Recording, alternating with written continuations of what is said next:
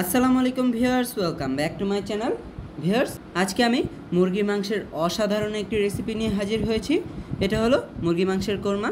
সাধারণত আপনারা রেজালা, ফ্রাই অনেকভাবে খেয়েছেন। আজকের এই রেসিপিটা মানে মুরগি মাংসের কোরমাটা একবার ট্রাই করুন। আই থিঙ্ক আপনাদের সবার কাছেই ভালো লাগবে। তো এই চিকেন কোরমাটা কিভাবে তৈরি করা যায়, লেটস সি।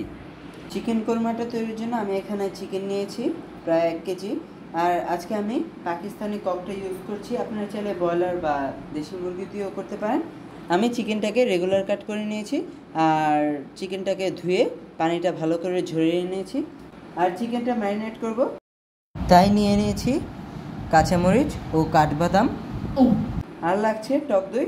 টক দইটা 2 টেবিল চামচ আছে। আর টক দইটা দেওয়ার সময় পানিটা ঝরিয়ে নেব ভালো করে। এখন এই ইনগ্রেডিয়েন্টসগুলোকে আমি ব্লেন্ড করে নেব। এখন মুরগিটাকে ম্যারিনেট করে নেব, তাই দিয়ে দেবো সেই মিক্সটা। দিয়ে দেবো 2 টেবিল চামচ আদা রসুনের পেস্ট। দিয়ে দেবো জিরা গুঁড়ো 1 চা চামচ। দিয়ে দেবো মরিচ গুঁড়ো 1 চা চামচ। দিয়ে দেবো স্বাদ অনুযায়ী লবণ। ভিউয়ার্স, ভিডিওটা দেখতে দেখতে এখনই লাইক দিয়ে দিন। আর ভিউয়ার্স, এটাকে আমি 1 ঘন্টার জন্য ম্যারিনেট করব। আর আপনাদের কাছে যদি সময় না থাকে সেক্ষেত্রে আপনারা আধা ঘন্টা ম্যারিনেট করলেও পারবেন, কিন্তু এটা ম্যারিনেট করলে এটার ফ্লেভারটা আরও ইনক্রিজ হবে, তাই ম্যারিনেট করতে হবে। ফিরে আসবো 1 ঘন্টা পর। ভিউয়ার্স, ফিরে আসলাম 1 ঘন্টা পর। এখন চলে যাব নেক্সট স্টেপে। ভিউয়ার্স, এখন প্যানে অ্যাড করে দেব তেল। বেরেস্তার তেলটা আমি অ্যাড করছি।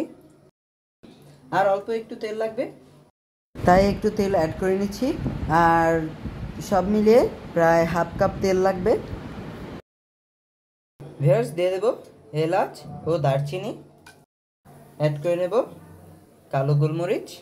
দিয়ে দেব সামান্য জয়ত্রী।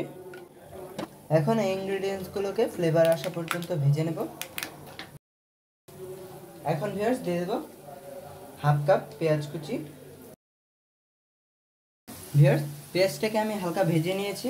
এখন আমি এখানে সেই মেখে রাখা মাংসটা অ্যাড করে নেব।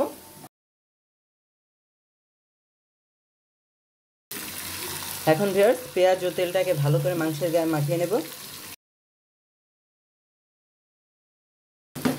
এখন ভিউয়ার্স, মাংসটাকে আমি ঢেকে কষিয়ে নেব। আর মাংসটা থেকে হিউজ পরিমাণ পানি বের হবে, তো সেই পানিটা দিয়ে কষানোটা হয়ে যাবে। ভিউয়ার্স, এটা থেকে অনেকটা পানি উঠেছিল, এর মাঝে আমি নেড়ে দিয়ে দিচ্ছিলাম। এটা অনেকটাই শুকিয়ে গেছে। এখন এটাকে আরেকটু নেড়ে আমি এখানে অ্যাড করে নেব জাল করে রাখা 1.5 কাপ দুধ। এখন ভিউয়ার্স, মাংসটা সিদ্ধ হওয়া পর্যন্ত আমি অপেক্ষা করব। ভিউয়ার্স, রান্নাটা অলমোস্ট ডান। এখন আমি এখানে কিছু ইনগ্রেডিয়েন্টস অ্যাড করে নেব। ফার্স্ট অফ অল দিয়ে দেব ঘি। আর ভিউয়ার্স, আমি মাঝে মধ্যে এটাকে নেড়ে দিয়েছিলাম ঢাকনাটা উঠিয়ে। অ্যান্ড দিয়ে দেব বেরেস্তা। এখন ভিউয়ার্স, এটাকে একদম লো আঁচ করে আমি ঢেকে আরও 10 মিনিট রান্না করে নেব। দেন চলে যাব পরিবেশনে। ভিউয়ার্স, এখন পরিবেশনের পালা।